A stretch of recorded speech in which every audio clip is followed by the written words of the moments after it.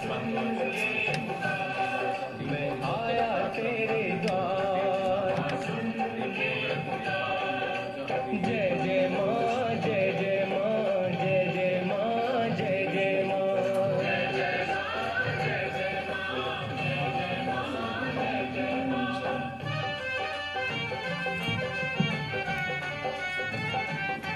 ओम ओम हरि।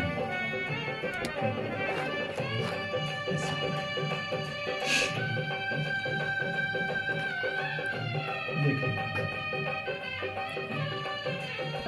जय जय माँ, जय जय माँ, जय जय माँ, जय जय माँ, जय जय माँ। जय जय माँ, जय जय माँ, जय जय माँ, जय जय माँ।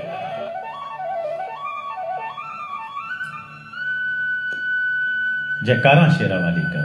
बोल सच्चे दरबार की जय। वक्रतुंड महाकाय सूर्यकोटि संप्रभा निर्विघ्नं कुरु मे देव सर्वकार्येषु सर्वदा। बोलिए गणपति महाराज की जय। गुरुर्ब्रह्मा गुरुर्विष्णु गुरुर्देवो महेश्वरा गुरुर्साक्षात् परब्रह्म तस्मै श्री गुरुवे नमः। ध्यानमूलं गुरुमूर्ति पूजामूलं गुरुपदं मंत्रमूलं गुरुवाक्यं मोक्षमूलं गुरुकृपा। सर्वमंगल मांगल्ये शिवे सर्वार्थ साधिके शरण्ये त्र्यंबके गौरी नारायणी नमस्तुते। या देवी सर्वभूतेषु शान्तिरूपेण संस्थिता नमस्तस्यै नमस्तस्यै नमस्तस्यै नमो नमः। अतुलितबलधामं हेमशैलाभदेहं धनुज्वनकृशाणं ज्ञानिनां मृगण्यं सकलगुणनिधानं वानराणामधीशं रघुपति प्रियभक्तं वातजातं नमामि।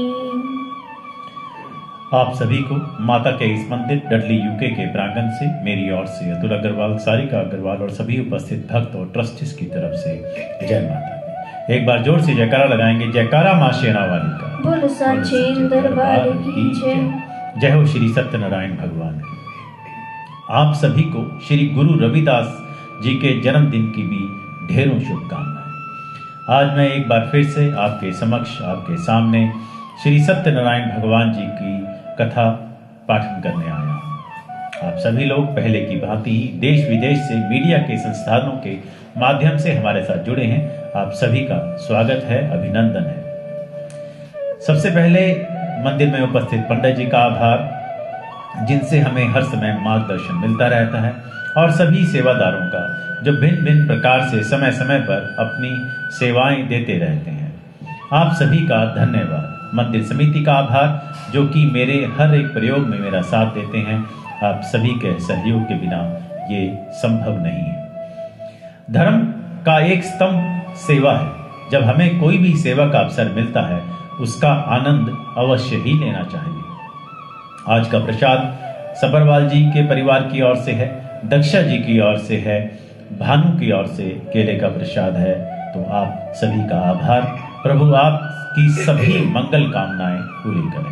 एक मिनट। जीवन में कई तरह के पड़ाव आते हैं, किंतु हर शाम के बाद एक सवेरा है, और हमें अपने प्रभु को सदा अपने साथ रखना चाहिए। चलिए इसी भाव को लेकर एक भजन सुनते हैं। सुबह सवेरे लेकर तेरा नाम प्रभु करते हैं हम शुरू आज का काम प्रभु। सुबह सवेरे लेकर तेरा नाम प्रभु करते हैं हम शुरू आज का काम प्रभु। शुद्ध भाव से तेरा ध्यान लगाए हम, विद्या का वरदान तुम्हीं से पा भाव से तेरा ध्यान लगाए हम। विद्या का वरदान तुम्हीं से पाए हम। हाँ, विद्या का वरदान तुम्हीं से पाए हम। तुम्हीं से है आगाज, तुम्हीं अंजाम प्रभु। करते हैं हम शुरू आज का काम प्रभु। करते हैं हम शुरू आज का काम प्रभु।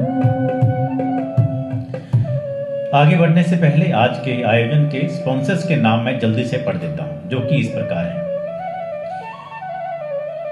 कुसुम बहन परवीन भाई पटेल आपके परिवार की ओर से साल के 63 पाउंड इस महीने के 5.25 पाउंड।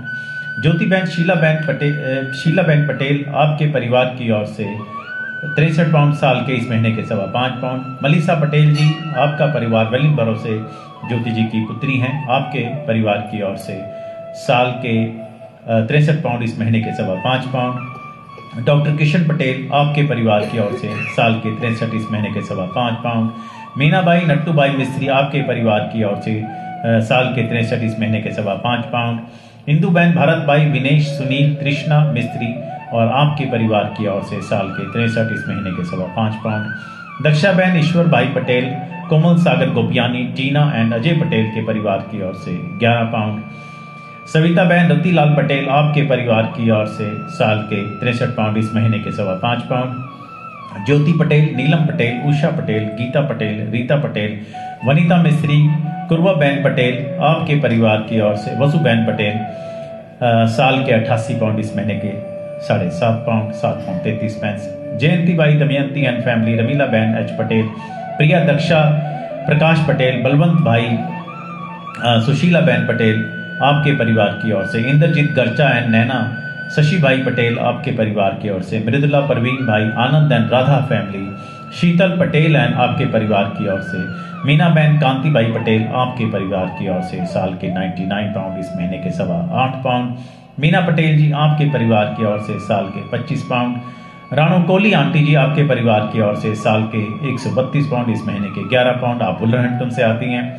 कैलाश सोलंकी जी आपके परिवार की ओर से, आप शर्ली से हैं, 108 पाउंड साल के इस महीने के 9 पाउंड। दिनेश सिंगला जी सटन कोल्डफील्ड से आपके परिवार की ओर से 11 पाउंड आते हैं हर महीने, आपका धन्यवाद। पुनीत शर्मा जी, पूजा शर्मा जी आपके परिवार की ओर से 5.25 पाउंड हर महीने के, आपका धन्यवाद। देवदत्त शर्मा जी, शोभा शर्मा जी आपके परिवार की ओर से साल के 132 इस महीने के 11 पाउंड। अश्विनी सोल जी डडली से 101 पाउंड साल के। डॉक्टर अमूल्य प्रसाद जी, संगीता जी आपके परिवार की ओर से साल के 63 इस महीने के 5.25 पाउंड। दक्षा पटेल जी, प्रकाश पटेल जी आपके परिवार की ओर से आपने पिछले महीने नए शुरू किए 101 पाउंड, आपका धन्यवाद। सुदर्शना शर्मा आंटी जी आपके परिवार की ओर से 5 पाउंड। राज दुलारी अग्रवाल आंटी जी आपके परिवार की ओर से 11 पाउंड। और आज का भंडारा विभा जी आपके परिवार की ओर से 100 पाउंड, आपका धन्यवाद। हाँ, एक भजन की कोई सा एक भजन की 2 लाइनें गुनगुना लेते हैं, क्योंकि मेरा गला थोड़ा सा खराब हो रहा है। करती रहूं गुणगान, मुझे दो ऐसा वरदान। करते रहो गुणगान, मुझे दो ऐसा वरदान। तेरा नाम ही जपते जपते इस तन से निकले प्राण। करती रहूं गुणगान, मुझे दो ऐसा वरदान। करती रहूं गुणगान, मुझे दो ऐसा वरदान। तेरी दया से ऐ मनमोहन मैंने ये नर्तन पाया। तेरी दया से ऐ मनमोहन मैंने ये नर्तन पाया। तेरी सेवा भी भाए तारे जग की मोह माया।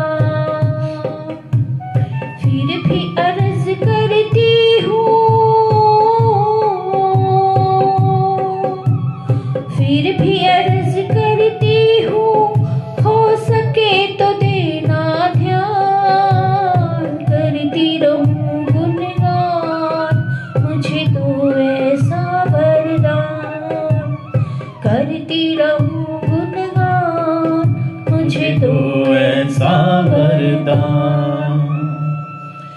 हमारे हिंदू धर्म की एक भव्यता यह भी है कि हमारे इतने उत्सव होते हैं, इतने पर्व होते हैं और शायद यही संदेश देते हैं कि जीवन एक उत्सव है और हमें सदा प्रसन्न रहना चाहिए और प्रसन्नता ही बांटनी चाहिए।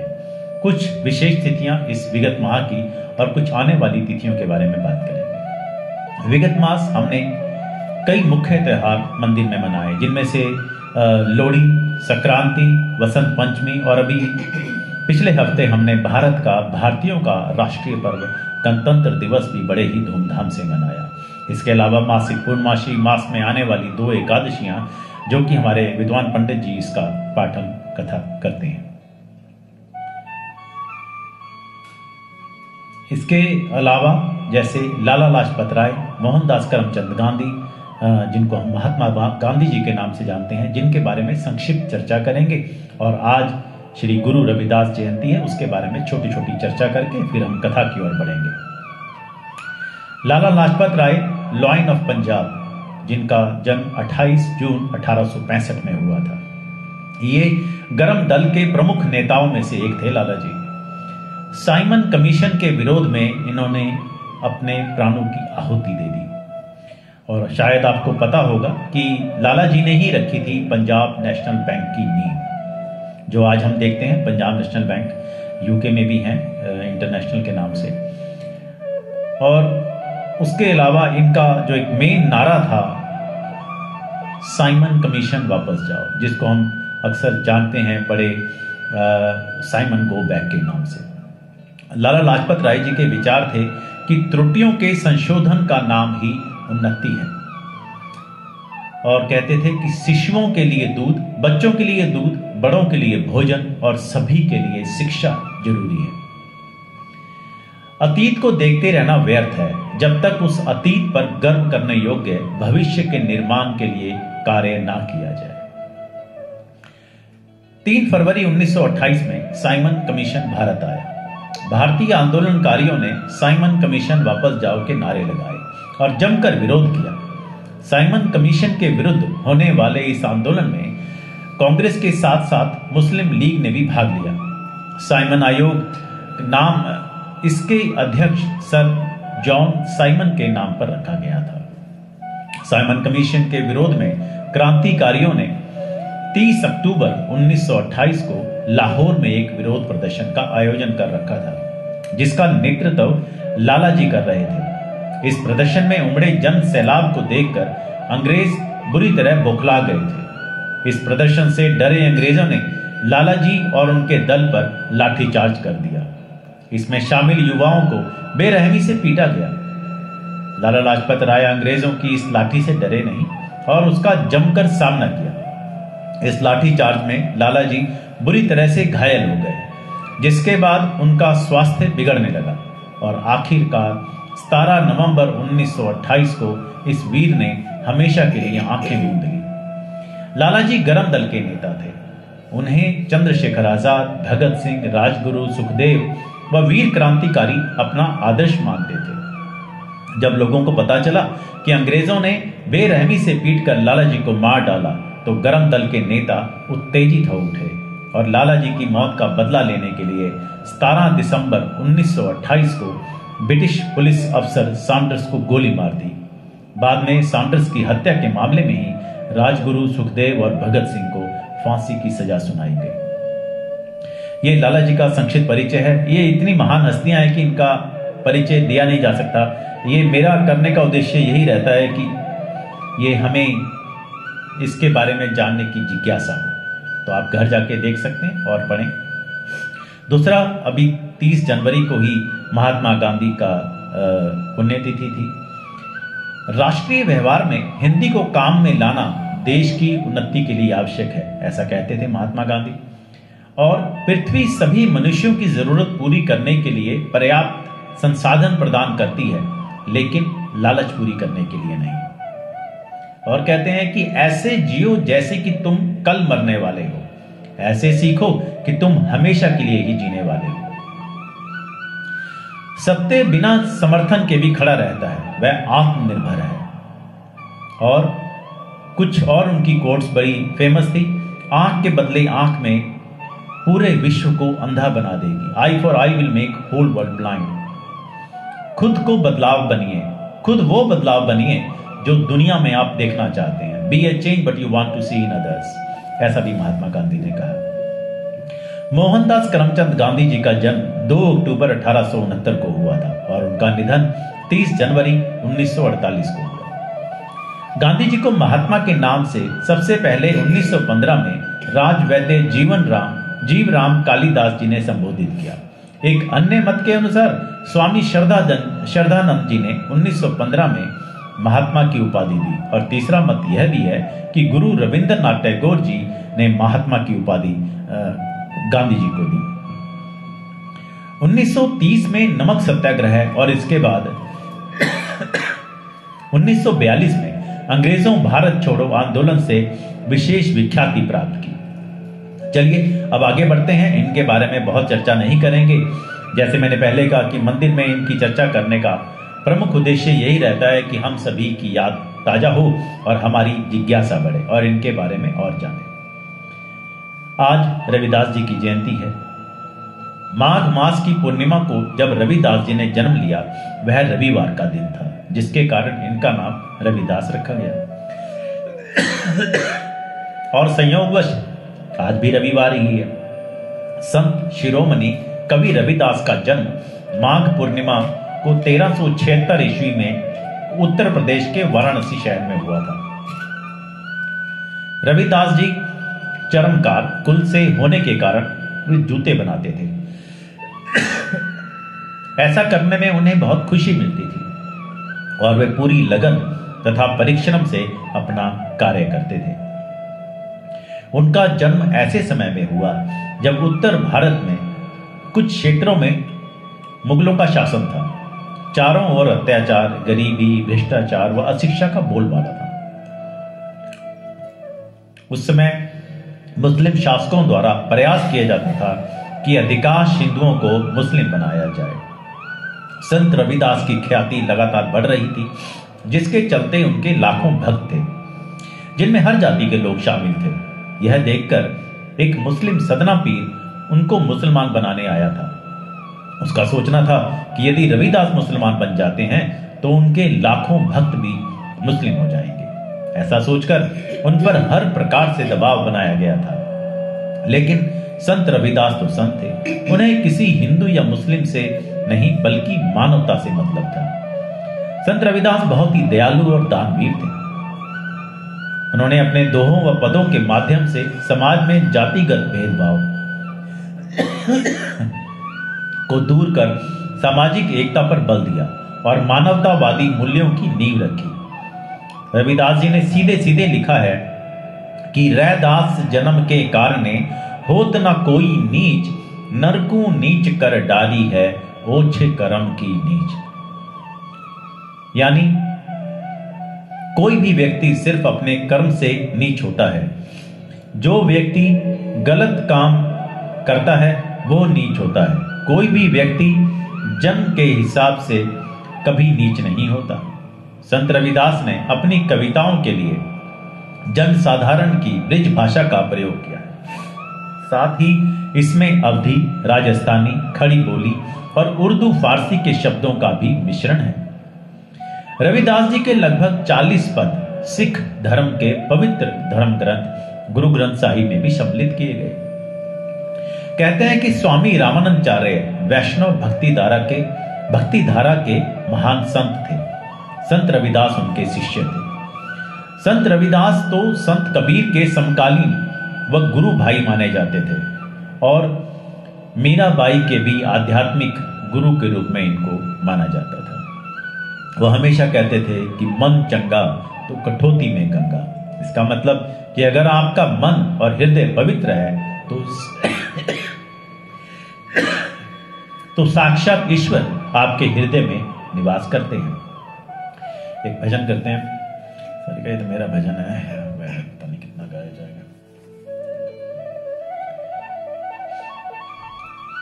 यदि नाथ का नाम दयानिधि है, दीनानाथ का नाम दयानिधि है, मेरे नाथ का नाम दयानिधि है, वो दया भी करेंगे कभी न कभी, वो दया भी करेंगे कभी न कभी।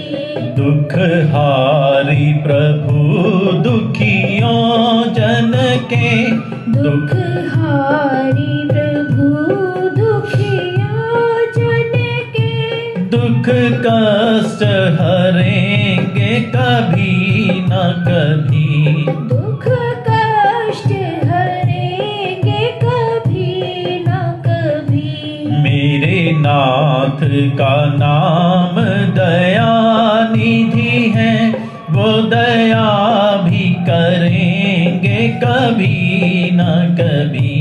मेरे नाथ का नाम दयानिधि है, वो दया भी करेंगे कभी न कभी। जिस अंग की शोभा सुहावनी है, जिस श्यामल रंग में मोहनी है, उस रूप सुधा के स्नेहियों के दृग प्याले भरेंगे कभी न कभी। मेरे नाथ का नाम दयानिधि है, वो दया भी करेंगे कभी न कभी।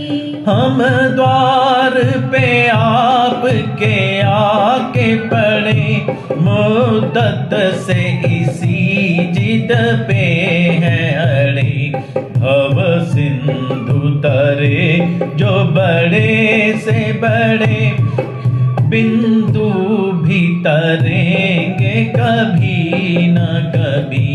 यदि नाथ का नाम दयानिधि है, वो दया भी करेंगे कभी न कभी। मेरे नाथ का नाम दयानिधि है, वो दया भी करेंगे कभी न कभी। वैसे तो समस्त कथाओं का सार है सद्गुणों का अपने चरित्र में जागरण। विचारने की बात है कि विद्वानों ने पुराणों में जितनी भी कथाओं का वर्णन किया है, वह गुणों के हिसाब से एक आदर्श चरित्र गढ़कर, जिससे उस चरित्र के आदर्श हम अपने जीवन में उतारकर उस चरित्र जैसे चरित्रवान हो सके। भृगु जी कहते हैं कि मुने सत्य ही ब्रह्म है, सत्य ही तप है, सत्य ही प्रजा की सृष्टि करता है, सत्य के ही आधार पर संसार टिका हुआ है और सत्य के ही प्रभाव से मनुष्य स्वर्ग में जाता है।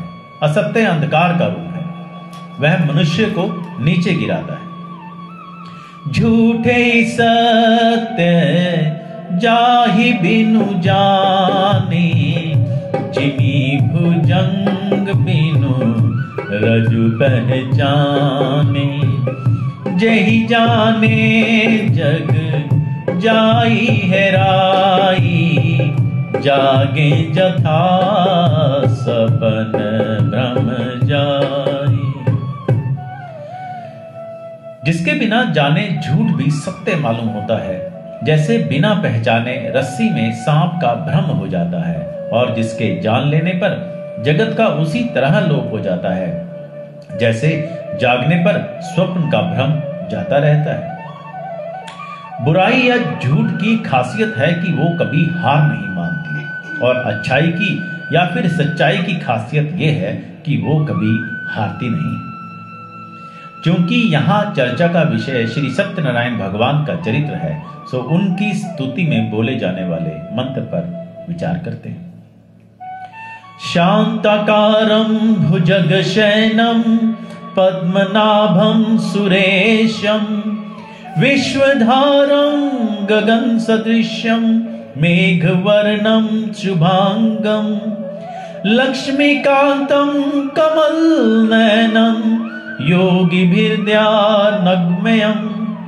वन्दे विष्णुं भवभयहरणं सर्वलोकैकनाथम्।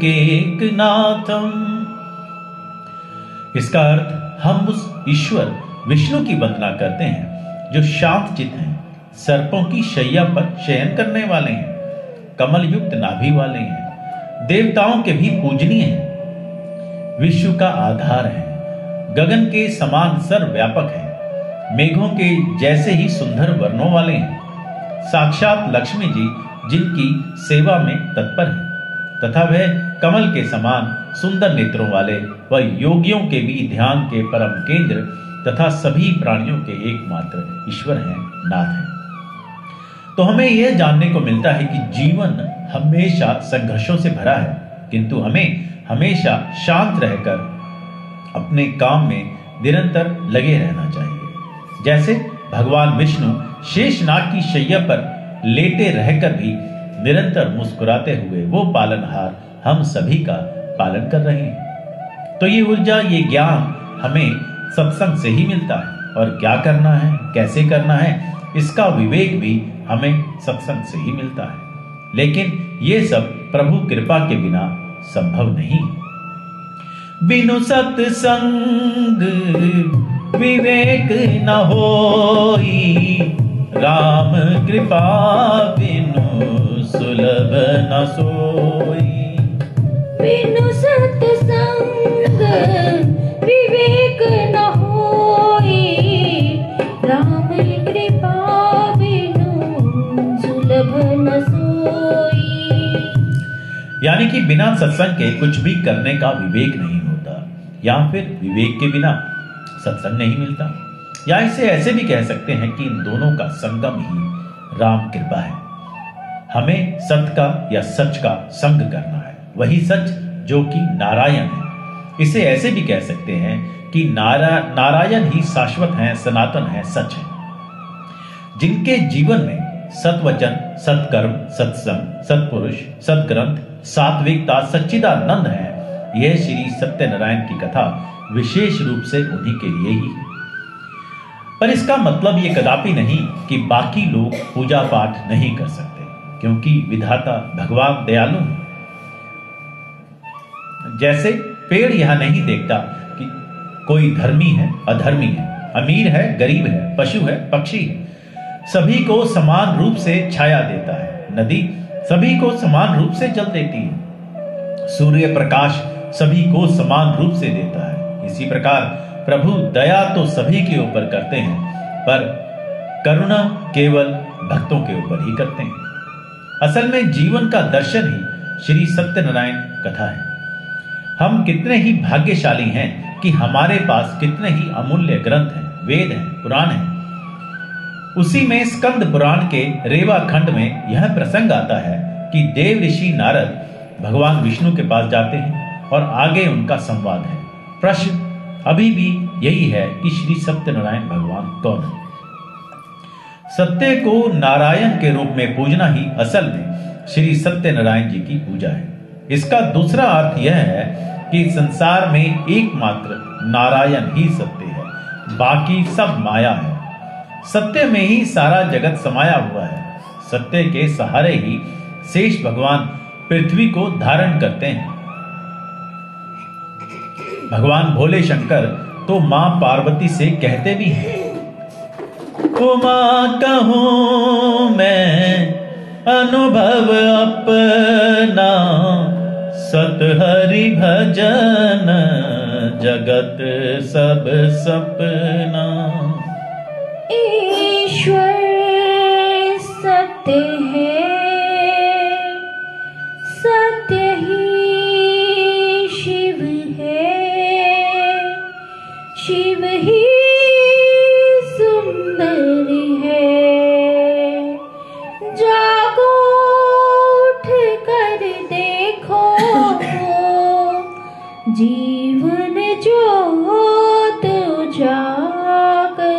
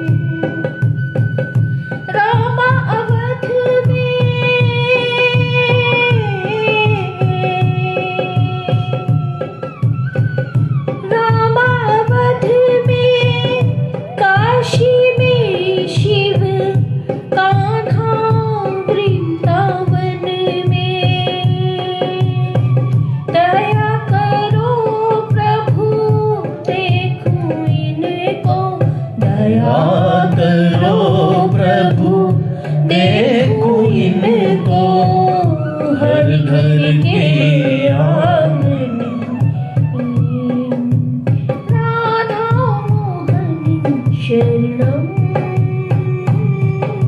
सत्यं शिवं सुंदरम। ओ सत्यं शिवं सुंदरम। श्री सत्यनारायण जी की कथा बताती है कि व्रत पूजन करने में मनुष्य को समान अधिकार है, चाहे वो निर्धन हो, धनवान हो, राजा हो या व्यवसायी, ब्राह्मण हो या अन्य वर्ग, स्त्री हो या पुरुष। यही स्पष्ट करने के लिए इस कथा में निर्धन ब्राह्मण, गरीब लकड़हारा, राजा उल्कामुख, धनवान व्यवसायी, साधु वैश्य, उसकी पत्नी लीलावती, पुत्री कलावती, राजा तुंगध्वज एवं गोपगणों की कथा का समावेश किया गया है। कथासार ग्रहण करने से यह निष्कर्ष निकलता है कि जिस किसी ने सत्य के प्रति श्रद्धा विश्वास किया, उन सब के कार्य सिद्ध हो गए। जैसे लकड़हारा, गरीब ब्राह्मण, उल्कामुख, गोपगणों ने सुना कि यह व्रत सुख, सौभाग्य, संतति, संपत्ति सब कुछ देने वाला है, तो सुनते ही श्रद्धा, भक्ति तथा प्रेम के साथ सत्य व्रत का आचरण करने में लग गए और फलस्वरूप इहलौकिक सुख भोग कर परलोक में मोक्ष के अधिकारी हुए। साधु वैश्य ने भी यही प्रसंग राजा उल्कामुख से विधि विधान के साथ सुना, किंतु उसका विश्वास अधूरा था, श्रद्धा में कमी थी। वह कहता था कि संतान प्राप्ति पर सत्य व्रत पूजन करूंगा। समय बीतने पर उसके घर एक सुंदर कन्या ने जन्म लिया। उसकी श्रद्धालु पत्नी ने व्रत की याद दिलाई, तो उसने कहा कि कन्या के विवाह के समय करेंगे।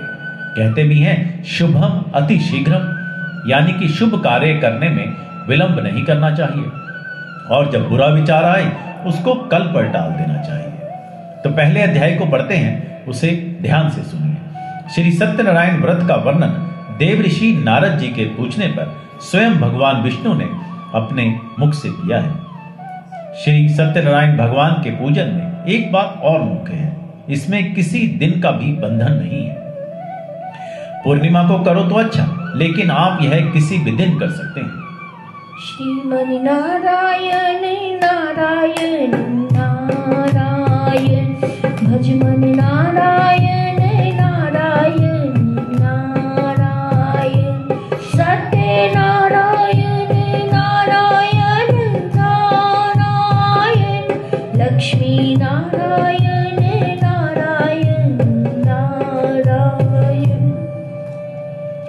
एक समय की बात है कि नैमिषारण्य तीर्थ में शौनिकादि 88,000 ऋषियों ने श्री सूत जी से पूछा कि हे प्रभु, इस कलयुग में वेद विद्या रहित मनुष्यों को प्रभु भक्ति किस प्रकार मिल सकती है तथा उनका उद्धार कैसे होगा। मुनि श्रेष्ठ, कोई ऐसा तप बताइए जिससे थोड़े समय में ही पुण्य मिले और मन वांछित फल भी मिल जाए। इस प्रकार की कथा सुनने की हम इच्छा रखते हैं। सर्व शास्त्रों के ज्ञाता सूत जी बोले, हे वैष्णव में पूज्य, आप सभी ने प्राणियों की हित की बात पूछी है, इसीलिए मैं एक ऐसे श्रेष्ठ व्रत को आप लोगों को बताऊंगा जिसे नारद जी ने श्री लक्ष्मी नारायण जी से पूछा था और लक्ष्मीपति ने मुनि श्रेष्ठ नारद जी से कहा था। आप इसे ध्यान से सुनें।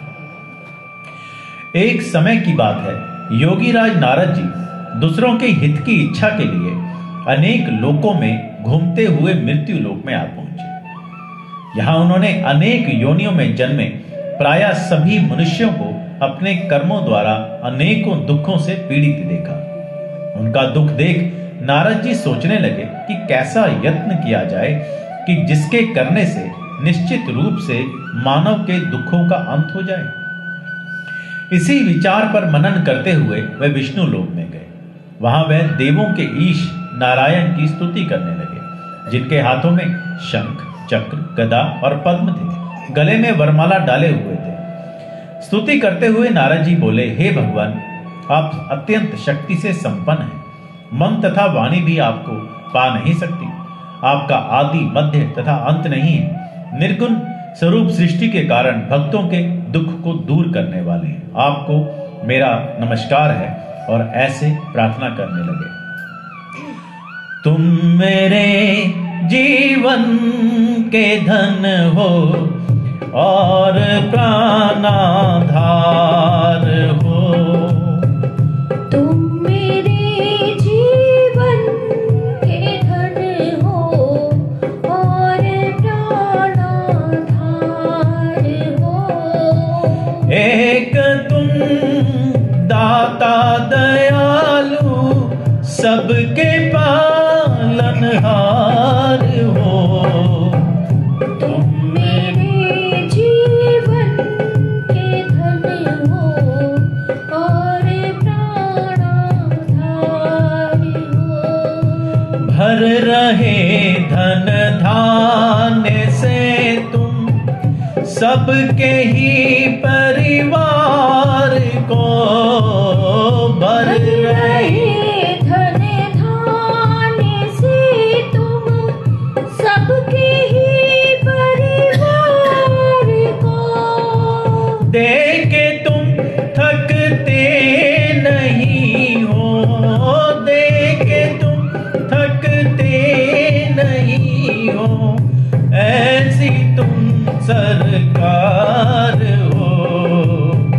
तुम मेरे जीवन के धन हो और प्राणाधार हो।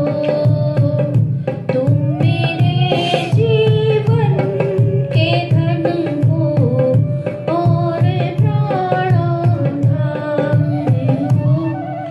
नारद जी की स्तुति सुन विष्णु भगवान बोले, हे मुनि श्रेष्ठ, आपके मन में क्या बात है? आप किस काम के लिए पधारे हैं, उसे निसंकोच कहो। इस पर नारद मुनि बोले कि मृत्यु लोक में अनेक योनियों में जन्मे मनुष्य अपने कर्मों के द्वारा अनेकों दुखों से दुखी हो रहे हैं। हे नाथ, आप मुझ पर दया रखते हैं तो बताइए कि वो मनुष्य थोड़े प्रयास से ही अपने दुखों से कैसे छुटकारा पा सकता है। देवऋषि नारद बोले कि मैं बहुत श्रद्धा और विश्वास लेकर आया हूं।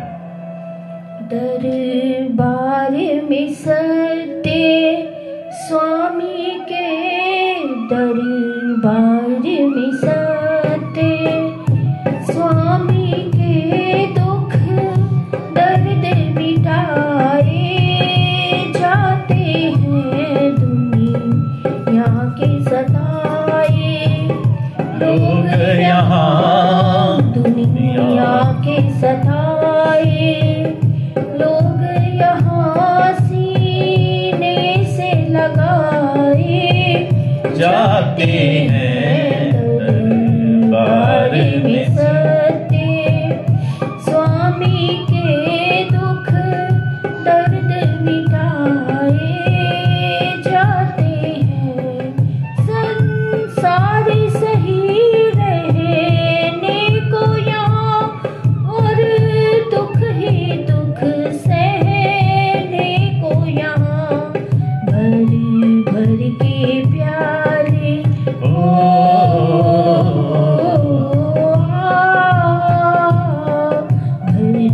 भर के प्याले अमृत के यहाँ रोज पिलाए जाते हैं दरबार में सत्य स्वामी के दुख दर्द मिटाए जाते हैं।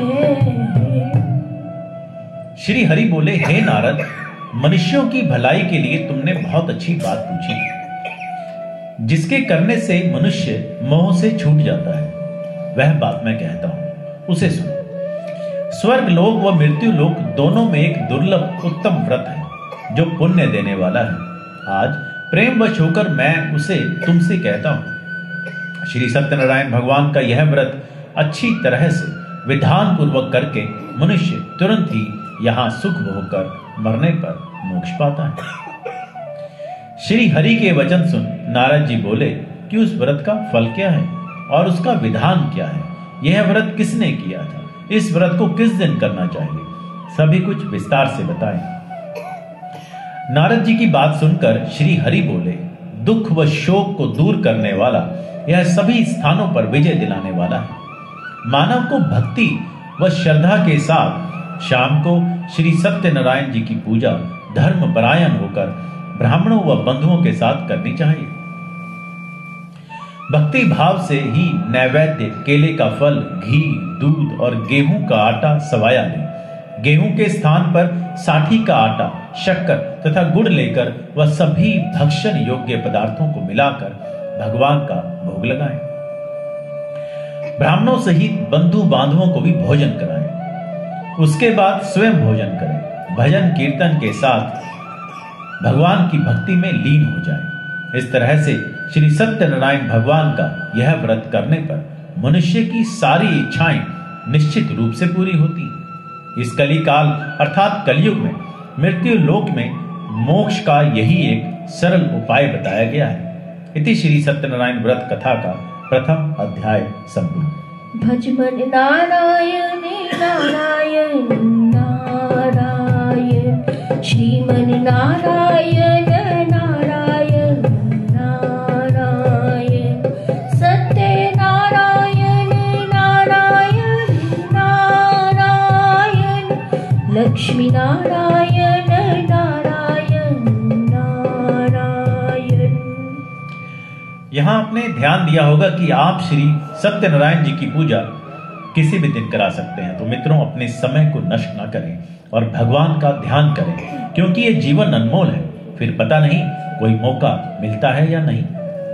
क्योंकि अनमोल तेरा जीवन यूं ही गवा रहा है, अनमोल तेरा जीवन यूं ही गवा रहा है।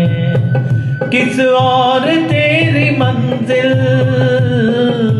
किस और तेरी मंजिल, किस और जा रहा है। अनमोल तेरा जीवन यूं ही गवा रहा है, अनमोल तेरा जीवन यूं ही गवा रहा है। दूसरा अध्याय। सूत जी बोले, हे ऋषियों, जिसने पहले समय में इस व्रत को किया था उसका इतिहास कहता हूं, ध्यान से सुनो। सुंदर काशीपुरी नगरी में एक अत्यंत निर्धन ब्राह्मण रहता था। भूख प्यास से परेशान वह धरती पर घूमता रहता था। ब्राह्मणों से प्रेम करने वाले भगवान एक दिन ब्राह्मण का वेश बनाकर आए और अपनी ही मस्ती में खोए हुए थे और भाव में गा रहे थे। वृंदावन जाने को जी चाहता है, राधे राधे गाने को जी चाहता है। वृंदावन जाने को जी चाहता है, राधे राधे गाने को जी चाहता है। वृंदावन में बाके बिहारी, वृंदावन में बाके बिहारी, नैना लड़ाने को जी चाहता है, अखियां मिलाने को जी चाहता है। राधे राधे गाने को जी चाहता है, वृंदावन जाने को जी चाहता है। वृंदावन में यमुना महारानी, वृंदावन में यमुना महारानी, डुबकी लगाने को जी चाहता है, गोता लगाने को जी चाहता है। राधे राधे गाने को जी चाहता है। वृंदावन जाने को जी चाहता है। वृंदावन में निधिवन प्यारा, वृंदावन में निधिवन प्यारा, रास रचाने को जी चाहता है, रास रचाने को जी चाहता है। राधे राधे गाने को जी चाहता है, वृंदावन जाने को जी चाहता है। ब्राह्मण के वेश में आए भगवान ने निर्धन ब्राह्मण से पूछा कि हे विप्र, नित्य दुखी होकर तुम पृथ्वी पर क्यों घूमते हो? दीन ब्राह्मण बोला, मैं निर्धन ब्राह्मण भिक्षा के लिए धरती पर घूमता हूं। हे भगवान, यदि आप इसका कोई उपाय जानते हो तो बताइए। वृद्ध ब्राह्मण कहता है कि प्रभु में अपना ध्यान लगाओ। और तब वो ब्राह्मण कहता है कि हे विद्वान ब्राह्मण, मेरा मन एकाग्र नहीं होता और इसीलिए मंजिल से भटकता रहता हूं। तो भगवान जो ब्राह्मण के वेश में आए थे, उन्होंने कहा कि आइए मेरे साथ मिलकर यह प्रार्थना करते हैं कि हे प्रभु, जिस दिल में आपकी याद रहे, जिस दिल में आपकी याद रहे, प्रभु दिल मेरा वह दिल कर दो, जिस दिल में आपकी याद रहे, प्रभु दिल मेरा वह दिल कर दो। राही न सही मंजिल की तरफ, राही न सही मंजिल की तरफ, राही की तरफ मंजिल कर दो, जिस दिल में आपकी याद रहे, प्रभु दिल मेरा वो दिल कर दो। मन में भी अनेक विकारों ने है डट कर डेरा डाल लिया, निश्चल मन से यदि प्रेम है तो, निश्चल मन से यदि प्रेम है तो, जन का मन भी निर्मल कर दो, जिस दिल में आपकी याद रहे, प्रभु दिल मेरा वह दिल कर दो। पाकर के आपकी भक्ति प्रभु, पाकर के आपकी भक्ति प्रभु, वह थे जो झूमते मस्ती में, करुणा करके राजेश को भी, करुणा करके राजेश को भी उन मस्तों में शामिल कर दो, जिस दिल में आपकी याद रहे, प्रभु दिल मेरा वो दिल कर दो। रंग लो अपने रंग में मुझको, रंग लो अपने रंग में मुझको, जिससे न कुसंग का रंग चढ़े, दुनिया की प्रेम में पागल हूँ, दुनिया के प्रेम में पागल हूँ, अपना करके पागल कर दो, जिस दिल में आपकी याद रहे, प्रभु दिल मेरा वह दिल कर दो। तो वृद्ध ब्राह्मण ने फिर उससे कहा कि श्री सत्यनारायण भगवान मनोवांछित फल देने वाले हैं, इसलिए तुम उनका पूजन करो। इसे करने से मनुष्य सभी दुखों से मुक्त हो जाता है। वृद्ध ब्राह्मण बनकर आए श्री सत्यनारायण भगवान उस निर्धन ब्राह्मण को व्रत का सारा विधान बताकर अंतर ध्यान हो गए। ब्राह्मण मन ही मन सोचने लगा कि जिस व्रत को वृद्ध ब्राह्मण करने को कह गया है, मैं उसे जरूर करूंगा। यह निश्चय करने के बाद उसे रात में नींद नहीं आई। वह सवेरे उठकर श्री सत्यनारायण भगवान के व्रत का निश्चय कर भिक्षा के लिए चला गया। उस दिन निर्धन ब्राह्मण को भिक्षा में बहुत धन मिला, जिससे उसने बंधु बांधवों के साथ मिलकर श्री सत्यनारायण भगवान का व्रत संपन्न किया। भगवान श्री सत्यनारायण का व्रत संपन्न करने के बाद वह निर्धन ब्राह्मण सभी दुखों से छूट गया और अनेक प्रकार की संपत्तियों से युक्त हो गया। उसी समय से वह ब्राह्मण हर माह इस व्रत को करने लगा। इसी तरह से श्री सत्यनारायण भगवान के व्रत को जो मनुष्य करेगा वह सभी प्रकार के पापों से छूटकर मोक्ष को प्राप्त होगा। जो मनुष्य इस व्रत को करेगा वह भी सभी दुखों से मुक्त हो जाएगा। सूत जी बोले कि इस तरह से नारद जी से नारायण जी का कहा हुआ श्री सत्यनारायण व्रत को मैंने तुमसे कहा। हे विप्रो, मैं अब और क्या कहूं? ऋषि बोले, हे मुनिवर, संसार में उस विप्र से सुनकर और किस किस ने इस व्रत को किया, हम इस बात को सुनना चाहते हैं। इसके लिए हमारे मन में श्रद्धा भाव है। सूत जी बोले, हे मुनियों, जिस जिस ने इस व्रत को किया वह सब सुनो। एक समय वही विप्र धन व ऐश्वर्य के अनुसार अपने बंधु बांधवों के साथ इस व्रत को करने को तैयार हुआ। उसी समय एक लकड़ी बेचने वाला बूढ़ा आदमी आया और लकड़ियां बाहर रखकर अंदर ब्राह्मण के घर में गया, जहां उसने देखा कि ब्राह्मण प्रभु की स्तुति यूं कर रहा है। दशा मुझ दीन की भगवन संभालोगे तो क्या होगा।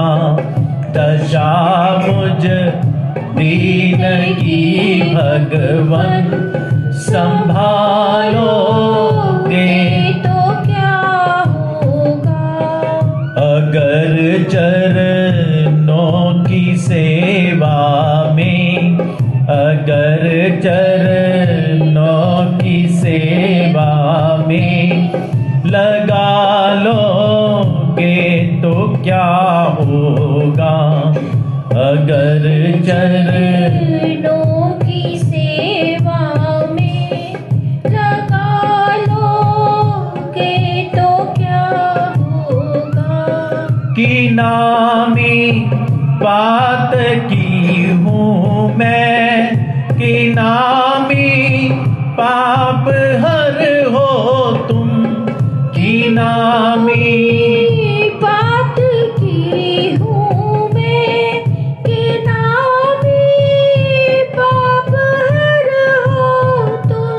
जो लज्जा दोनों नामों की, जो लज्जा दोनों नामों की बचा लोगे तो क्या होगा।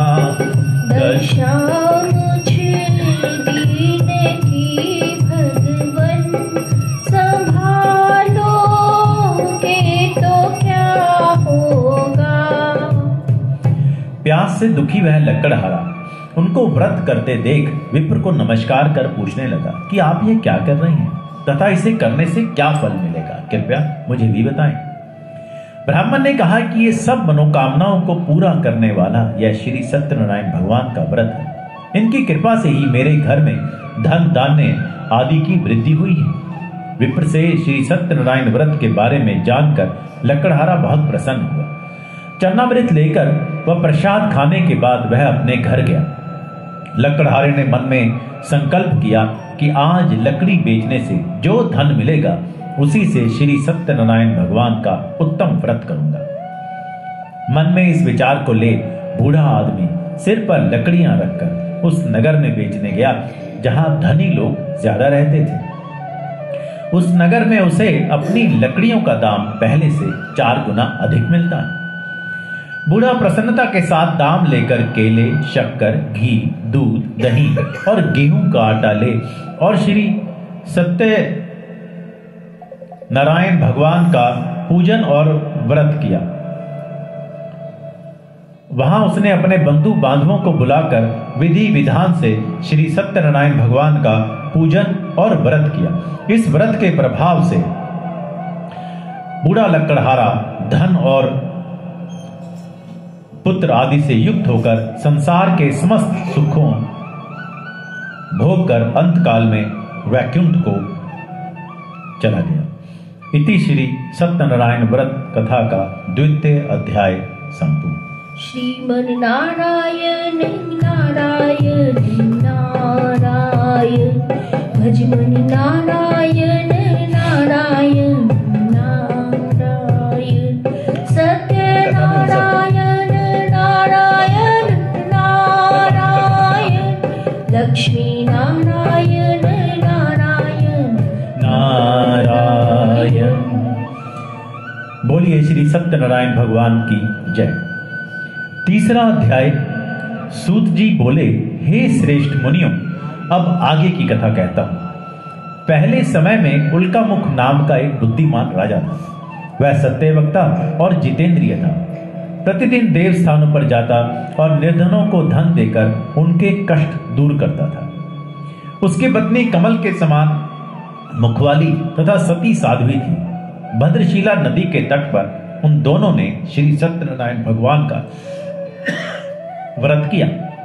उसी समय साधु नाम का एक वैश्य आया। उसके पास व्यापार करने के लिए बहुत सा धन भी था। राजा को व्रत करते देखकर वह विनय के साथ पूछने लगा, हे राजन, भक्ति भाव से पूर्ण होकर आप यह क्या कर रहे हैं? मैं सुनने की इच्छा रखता हूं, आप मुझे बताएं। राजा बोला, हे साधु, अपने बंधु बांधवों के साथ पुत्रादि की प्राप्ति के लिए एक महाशक्तिमान श्री सत्यनारायण भगवान का व्रत व पूजन कर रहा हूं। राजा के वचन सुनकर साधु आदर से बोला, हे राजन, मुझे इस व्रत का सारा विधान कहिए। आपके कथा अनुसार मैं भी इस व्रत को करूंगा। साधु वैश्य ने राजा से पूछा कि हे राजन, क्या मेरी इच्छा को भी भगवान सुनेंगे और कृपा करेंगे?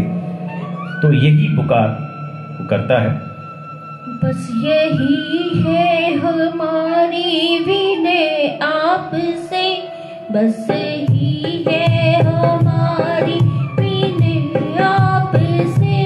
मेरा बेड़ा सदा सुख से चलता रहे, मेरा बेड़ा सदा सुख से चलता रहे। हम पुकारे तुम्हें, तुम उबारो हमें। हम पुकारे तुम्हें, तुम उबारो हमें। ऐसे अरमान दिल से निकलते रहे, ऐसे अरमान दिल से निकलते रहे। मेरे दिल की तमन्ना जो ठुकराओगे, तो तुम ही सोच लो हम किधर जाएंगे। तुम हमारे बनो, हम तुम्हारे बने। तुम हमारे बनो, हम तुम्हारे बने। प्यार दोनों तरफ से उमड़ता रहे, प्यार दोनों तरफ से उमड़ता रहे। बस ही है हमारी विनय आपसे, मेरा बेड़ा सदा सुख से चलता रहे। तो साधु ने कहा कि मेरी भी संतान नहीं है और इस व्रत को करने से निश्चित रूप से मुझे संतान की प्राप्ति होगी। राजा से व्रत का सारा विधान सुन व्यापार से निवृत्त हो वह अपने घर गया। साधु वैश्य ने अपनी पत्नी को संतान देने वाले इस व्रत का वर्णन कह सुनाया और कहा कि जब मेरी संतान होगी तब मैं इस व्रत को करूंगा। साधु ने इस तरह के वचन अपनी पत्नी लीलावती से कहे। एक दिन लीलावती पति के साथ आनंदित हो संसारिक धर्म में प्रवृत्त होकर श्री सत्यनारायण भगवान की कृपा से गर्भवती हो गई। 10वें महीने में उसके गर्भ से एक सुंदर कन्या ने जन्म लिया। दिनों दिन वह ऐसे बढ़ने लगी जैसे कि शुक्ल पक्ष का चंद्रमा बढ़ता है। माता पिता ने अपनी कन्या का नाम कलावती रखा। एक दिन लीलावती ने मीठे शब्दों में अपने पति को याद दिलाया कि आपने श्री सत्यनारायण भगवान के जिस व्रत को करने का संकल्प किया था उसे करने का समय आ गया है, आप इस व्रत को करिए। साधु बोला कि हे प्रिय, इस व्रत को मैं उसके विवाह पर करूंगा। इस प्रकार अपनी पत्नी को आश्वासन देकर वह नगर को चला गया। कलावती पिता के घर में रहकर वृद्धि को प्राप्त हुई। साधु ने एक बार नगर में अपनी कन्या को सखियों के साथ देखा तो तुरंत ही दूत को बुलाया और कहा कि मेरी कन्या के योग्य वर देखकर आओ। साधु की बात सुनकर दूत कंचन नगर में पहुंचा और वहां देखभाल कर लड़की के लिए सुयोग्य बाणिक पुत्र को ले आया। सुयोग्य लड़के को देख साधु ने बंधु बांधवों को बुलाकर अपनी पुत्री का विवाह कर दिया। लेकिन दुर्भाग्य की बात है कि साधु ने अभी भी श्री सत्यनारायण भगवान का व्रत नहीं किया। इस पर श्री भगवान क्रोधित हो गए और श्राप दिया कि साधु को अत्यधिक दुख मिले। अपने कार्य में कुशल साधु बनिया जमाई को लेकर समुद्र के पास स्थित रत्नासारपुर नगर में गया। वहां जाकर दामाद ससुर दोनों मिलकर चंद्रकेतु राजा के नगर में व्यापार करने लगे। एक दिन भगवान श्री सत्यनारायण की माया से एक चोर राजा का धन चुराकर भाग रहा था। उसने राजा के सिपाहियों को अपना पीछा करते देख चुराया हुआ धन वहां रख दिया जहां साधु अपने जमाई के साथ ठहरा हुआ था। राजा के सिपाहियों ने साधु वैश्य के पास राजा का धन पड़ा देखा तो वह ससुर जमाई दोनों को बांधकर प्रसन्नता से राजा के पास ले गया और कहा कि उन दोनों चोरों को हम पकड़ लाएं। अब आगे की कार्यवाही की आज्ञा दें। राजा की आज्ञा से उन दोनों को कठिन कारावास में डाल दिया गया और उनका सारा धन भी उनसे छीन लिया गया। श्री सत्यनारायण भगवान के श्राप से साधु की पत्नी भी बहुत दुखी हुई। घर में जो धन रखा था उसे चोर चुरा कर ले गए। शारीरिक तथा मानसिक पीड़ा व भूख प्यास से अति दुखी हो अन्न की चिंता में कलावती एक ब्राह्मण के घर गई। वहां उसने श्री सत्यनारायण भगवान का व्रत होते देखा। फिर कथा भी सुनी। वह प्रसाद ग्रहण कर वह रात को घर वापस आई। माता ने कलावती से पूछा कि हे पुत्री, अब तक तुम कहां थी? तेरे मन में क्या है? कलावती ने कहा, हे माता, मैंने एक ब्राह्मण के घर में श्री सत्यनारायण भगवान का व्रत देखा है। कन्या के वचन सुन लीलावती भगवान के पूजन की तैयारी करने लगी। लीलावती ने परिवार व बंधुओं सहित श्री सत्यनारायण भगवान का पूजन किया और उनसे वर मांगा कि मेरे पति तथा जमाई घर शीघ्र आ जाएं। साथ ही यह भी प्रार्थना करने लगे कि हम सबका अपराध क्षमा करें। और क्या कहते हैं? बाके बिहारी मुझको देना सहारा, बाके बिहारी मुझको देना सहारा, कहीं छूट जाए ना दामन तुम्हारा। बाके बिहारी मुझको देना सहारा, कहीं छूट जाए ना दामन तुम्हारा। तेरे सिवा दिल में समाए न कोई, लगन का ये दीपक बुझाए न कोई। तेरे सिवा दिल में समाए न कोई, लगन का ये दीपक बुझाए न कोई।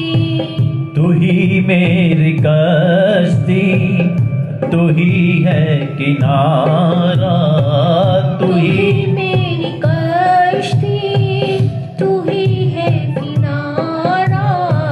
कहीं छूट जाए ना दामन तुम्हारा। बाके बिहारी मुझको देना सहारा, कहीं छूट जाए ना दामन तुम्हारा।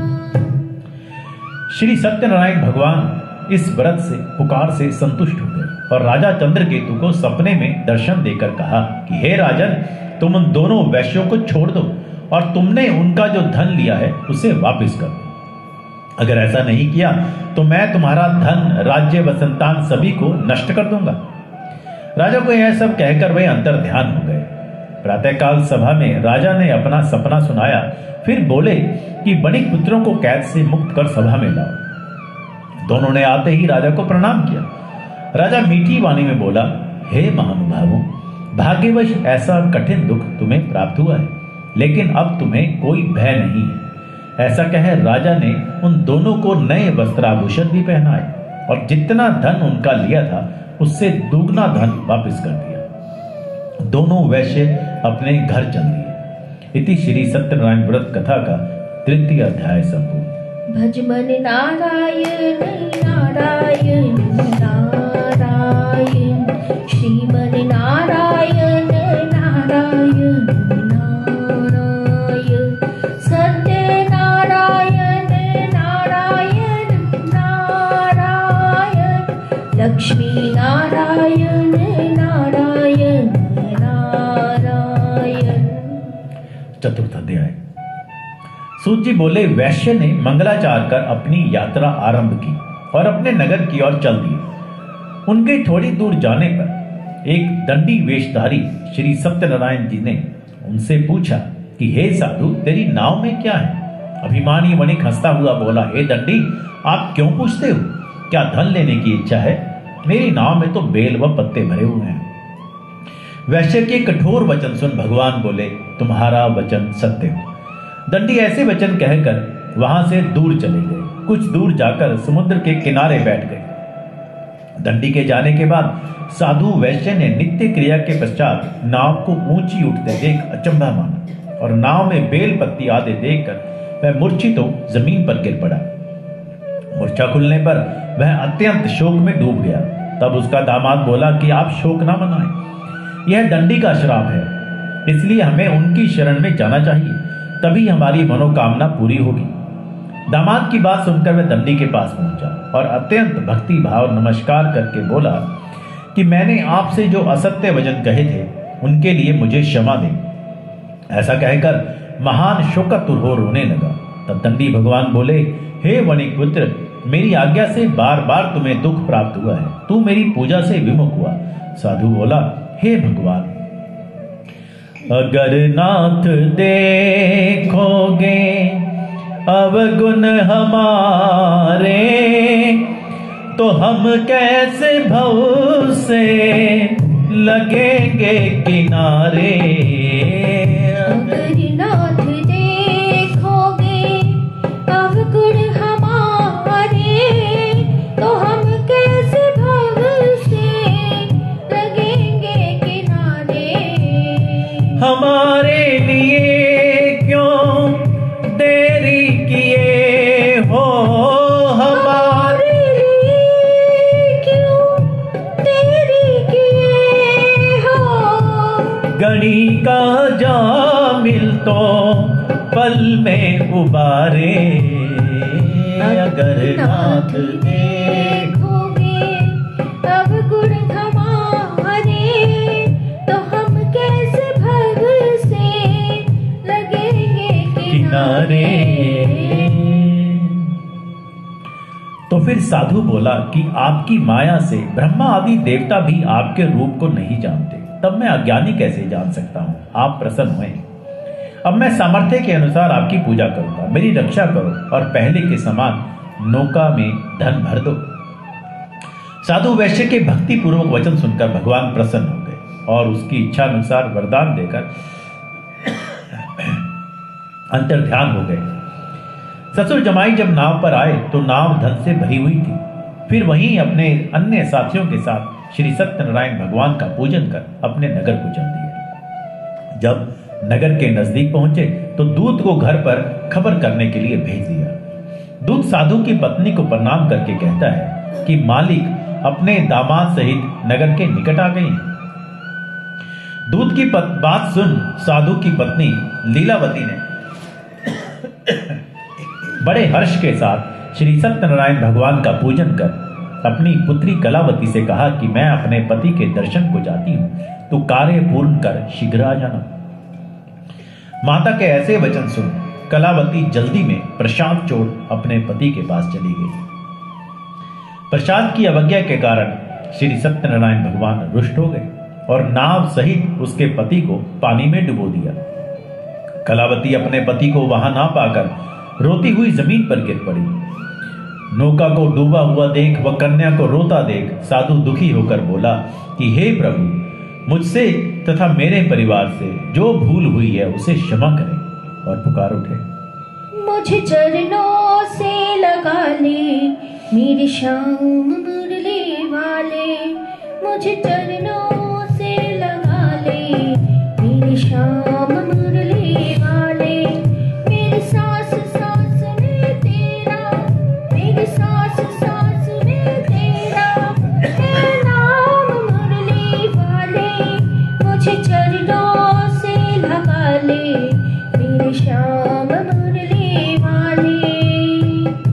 भक्तों की तुमने कान्हा हो विपदा है तारी, भक्तों की तुमने कान्हा विपदा है तारी।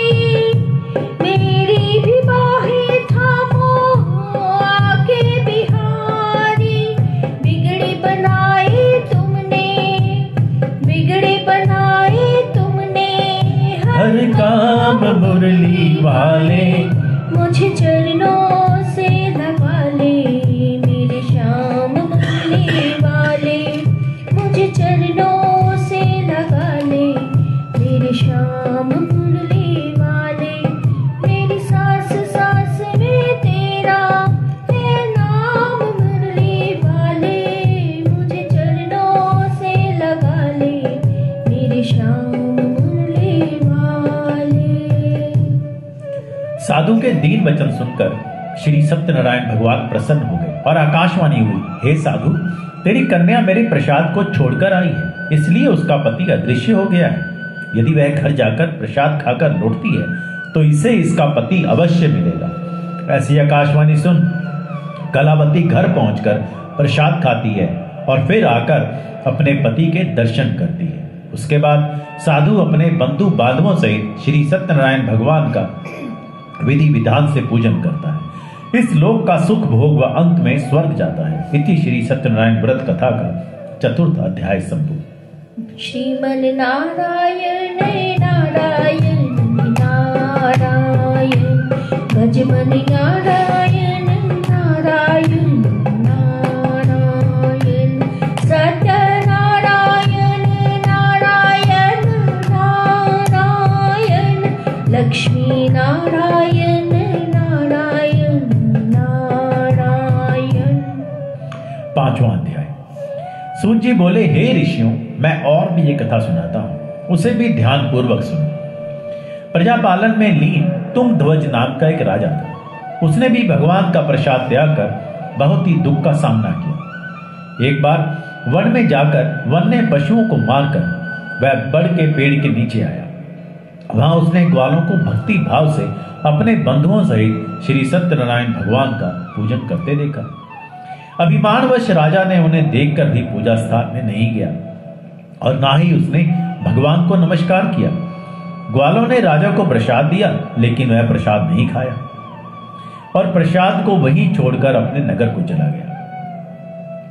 जब वह नगर में पहुंचा तो वहां सब कुछ तहस नहस हुआ पाया, तो वह शीघ्र ही समझ गया कि यह सब भगवान ने ही किया है। वह दोबारा ग्वालों के पास पहुंचा और विधि पूर्वक पूजा करके प्रसाद खाया तो श्री सत्यनारायण भगवान की कृपा से सब कुछ पहले जैसा हो गया। दीर्घ काल तक सुख भोगने के बाद मरणोपरांत उसे स्वर्गलोक की प्राप्ति हुई। जो मनुष्य परम दुर्लभ इस व्रत को करेगा तो भगवान श्री सत्यनारायण की अनुकंपा से उसे धन धान्य की प्राप्ति होगी। निर्धन धनी हो जाता है और भय मुक्त हो जीवन जीता है। संतानहीन मनुष्य को संतान सुख मिलता है और सारे मनोरथ पूर्ण होने पर मानव अंत काल में वैकुंठ धाम को जाता है। सूत जी बोले, जिन्होंने पहले इस व्रत को किया है अब उनके दूसरे जन्म की कथा कहता हूं। वृद्ध शतानंद ब्राह्मण ने सुदामा का जन्म लेकर मोक्ष की प्राप्ति की। लकड़हारे ने अगले जन्म में निषाद बनकर मोक्ष प्राप्त किया। उल्कामुख नाम का राजा दशरथ होकर बैकुंठ को गए। साधु नाम के वैश्य ने मोरध्वज बनकर अपने पुत्र कुआरे से चीरकर मोक्ष पाया। महाराज तुंगध्वज ने स्वयं होकर भगवान में भक्ति युक्त हो कर्म कर मोक्ष पाया। इति श्री सत्यनारायण व्रत का 5वां अध्याय संपूर्ण। श्रीमन्नारायण नारायण नारायण भजमन नारायण नारायण नारायण सत्यनारायण नारायण नारायण लक्ष्मी नारायण नारायण नारायण। आज की कथा संपूर्ण हो गई। अब हम आरती करेंगे और मैं आपसे छुट्टी लूँगा और 7 बजे पंडित जी आरती करेंगे माता रानी की। लेकिन हमेशा की तरह ज़्यादातर लोगों के डायरेक्ट डेबिट शुरू हो गए हैं। ज़्यादातर मैं कह रहा हूँ क्योंकि जितने लोगों को मैंने पर्सनली कहा या लोगों ने अपने आप से, I would like to repeat my request to you all that please start monthly direct debit minimum of 10 pound and more as you wish or what you can afford। प्रभु सबको अपने घरों में सुरक्षित रखें, संसार में सभी सुखी रहें। सर्वे भवन्तु सुखिनः, सर्वे सन्तु निरामया, सर्वे भद्राणि पश्यन्तु, मा कश्चित् दुःखभाग् भवेत्। ओम शांति शांति शांति। मेरे को याद नहीं है कि अब आगे कौन सी इवेंट्स हैं। ये मुझे पता है कि शायद 22 तारीख से अगले महीने नवरात्रे शुरू हो रहे हैं, चैत के नवरात्रे हैं। 2 नवरात्रे बुक हो गए हैं, तो आप अपने अपने नाम लिखवा सकते हैं। अभी मैं फ्लायर भेजूंगा और जो साड़ी आपको साड़ी या श्रृंगार देना है वो भी आप दे सकते हैं। और 1 दिन की साड़ी हमारे पास आ गई है, तो आप जल्दी से अपने नाम लिखवाएं और हम आगे जो भी होंगे तो उसके हम आपको बताते रहेंगे, आ जाएंगे। भगवान ने अगर बल दिया है तो निर्बल की सहायता करो, धन दिया है तो निर्धन की सहायता करो, दान करो, विद्या दी है तो विद्या का दान करो, धर्म का प्रचार करो। अब आप आरती के लिए सभी खड़े हो जाएं प्लीज। चैत्र के पंचमी और चतुर्थी और पंचमी ब्रिटिश विभा जी। अच्छा मैंने यहाँ लिख दिया, पर कोई बात नहीं, एक ही बात है। मैंने आज के में लिख दिया था, पर इट डजंट रियली मैटर। या दैट्स फाइन। आरती के लिए खड़े हो जाएं प्लीज। हाँ मुझे मालूम है, मेरे पास आ गई उसकी, मैंने भेजी थी वो।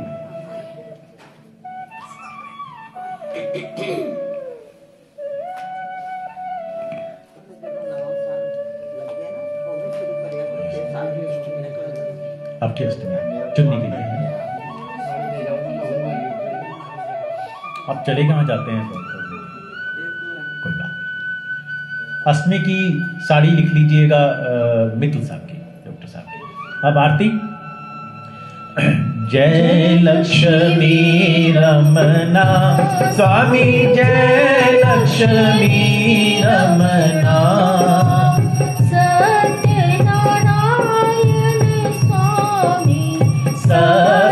सत्यनारायण स्वामी, जन पातक हरना।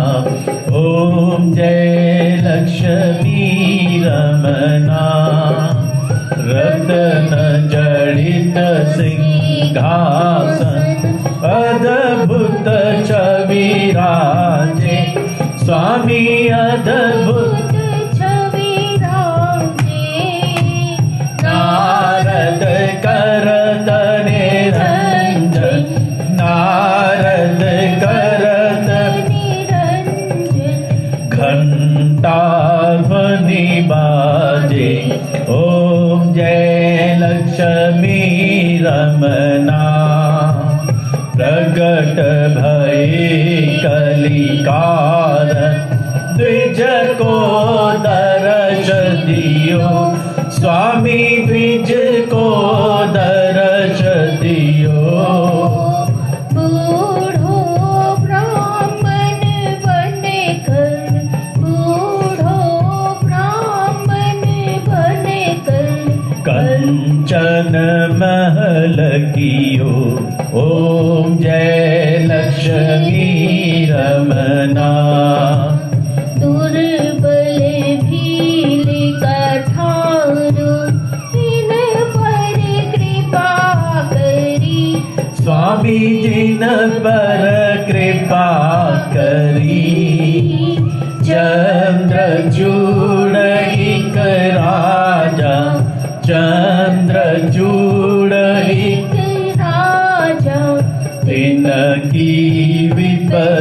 हरि ओम जय लक्ष्मी रमना वैश्य मनोरथ पायो श्रद्धा तज दीनी स्वामी श्रद्धा तज दीनी सो फल भोग्यो प्रभु जी सो फल भोग्यो प्रभु जी फिर स्तुति कीनी ओम जय लक्ष्मी रमना भाव भक्ति के कारण चिन्ह चिन्ह रूप धर्यो स्वामी चिन्ह चिन्ह रूप धर्यो श्रद्धा धारण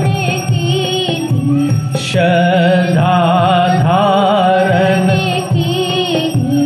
तिनको काज सयो ओम जय लक्ष्मी रमना बाल बाल संग राजा वन में भक्ति करी स्वामी वन में भक्ति करी मन वांछित फल दीनो मन वांछित फल दीनो दीन दयाल हरि ओम जय लक्ष्मी रमना चढ़ते प्रसाद सवायो कदली फल मेवा स्वामी कदली फल मेवा धूप दीप तुलसी से धूप दीप तुलसी से राजी सत्य देवा ओम जय लक्ष्मी रमना श्री सत्यनारायण जी की आरती जो कोई नर गावे स्वामी प्रेम सहित गावे रिद्धि सिद्धि सुख संपत्ति रिद्धि सिद्धि सुख संपत्ति सहज रूप पावे ओम जय लक्ष्मी रमना जय लक्ष्मी रमना स्वामी जय लक्ष्मी रमना सत्यनारायण स्वामी श्री सत्यनारायण स्वामी जन पातक हरना ओम जय लक्ष्मी रमना गौरम करुणावतारम संसार सारम भुजगेन्द्रहारम सदा वसंतम हृदयारविंदे भवम भवानी सहितं नमामि मंगलम गरुड़ विष्णु मंगलम गरुड़ध्वजा मंगलम पुंडरीकाक्षाय मंगलाय तनो हरि सर्व मंगल मांगल्ये शिवे सर्वार्थ साधिके शरण्ये त्र्यंबके गौरी नारायणी नमस्तुते त्वमेव माता च पिता तमेव तमेव बन्धु च सखा तमेव तमेव वेद्या द्रविणं तमेव तमेव सर्वमं मम देव देव ॐ सर्वे भवन्तु सुखिनः सर्वे सन्तु निरामया सर्वे भद्राणि पश्यन्तु मा कश्चित् दुःख भाग् भवेत्। बोलिए सच्चे दरबार की जय जगदम्बे मात की जय। सत्यनारायण भगवान की जय। श्याम, जय हो श्री राधेश्याम। हमारे मंदिर की सदस्य हैं, उनकी बेटी का विवाह है, तो भगवान करें, आज उनका लेडी संगीत है, तो भगवान करें वो सभी सुखी रहें। कीर्ति है, लड़के का नाम मैं भूल गया, तो भगवान करे कि सब सुखी रहें। हमारे घर के, हमारे मंदिर के एक और सदस्य गजेंद्र जी और बंदना जी की भी आज शादी की सालगिरह है, तो भगवान करे उनको भी ऐसे ही बहुत सारे साल साथ गुजारने का, साथ रहने का अवसर मिले। तो इसी के साथ हम लोग लिफ्ट के लिए कल हमारी सुदर्शना शर्मा आंटी की तरफ से 100 पाउंड लिफ्ट के लिए आए हैं। विभा जी की तरफ से कल 100 पाउंड मंदिर में ट्रांसफर किए उन्होंने परसों, वो एक भंडारे के लिए, जो कि अथी आंटी ने बताया कि हम अष्टमी का भंडारा बुक करेंगे उनकी तरफ से। हमारा लिफ्ट का काम कल से शुरू हो जाएगा, उसके लिए हमें बहुत पैसों की जरूरत है। लगता तो है कि मैं हर समय पैसों की बात करता हूँ, लेकिन पैसे मैं आपसे नहीं मांगूंगा तो किससे? मंदिर हम सबका है, हम सबको चाहिए। तो इसके लिए आपको जिन लोगों ने दिए हैं, तो वो भी जिससे कह सकते हैं अपने परिवारजनों से, अपने मित्रों से, ये उसके लिए जरूर योगदान करें। जय माता।